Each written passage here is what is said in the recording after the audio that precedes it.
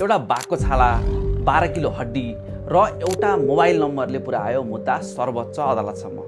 आउनुहोस् यो मुद्दामा अन्तिमसम्म के भयो कुरा गरौँ। यो मुद्दाको सुरुवात भयो भारतको वाल्मिकी टाइम्स रिजर्भ बिहारबाट आएको एउटा पत्रबाट।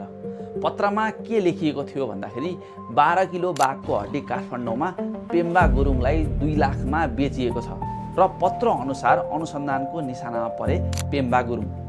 भारतमा अनुसन्धानका क्रममा भोला शाहले पेम्बा गुरुङको नाम लिएका थिए। उनले पेम्बाको मोबाइल नम्बर, फोटो र घरको फोटो समेत पहिचान गरिदिएका थिए र यही सूचनाको आधारमा पेम्बा गुरुङ पक्राउ परे।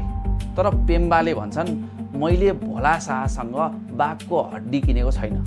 उनले भोला शाहलाई चिनेको स्वीकार गरे। उनीहरू बीच पहिले चितवन राष्ट्रिय निकुञ्जको हिरासतमा भेट भएको पनि बताए।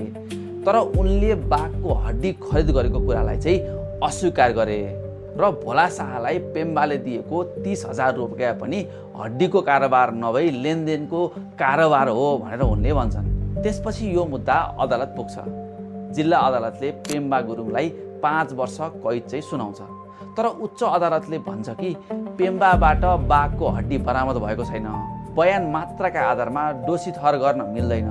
त्यसपछि नेपाल सरकारको सर्वोच्च अदालतमा पुनरावेदन पर्यो र सर्वोच्च अदालतले पनि पेम्बा गुरुङलाई सफाई दिने उच्च अदालतको फैसलालाई चाहिँ सदर गर्यो। किनभने फौजदारी मुद्दामा शङ्काका मात्र आधारमा कसैलाई चाहिँ कसुरदार ठहर गर्न मिल्दैन। यस्तो कसुरदार ठहर गर्नको लागि प्रमाण चाहिन्छ। प्रमाण ऐन 2031 को दफा 25 अनुसार अपराध प्रमाणित गर्ने जिम्मेवार वादीको हो।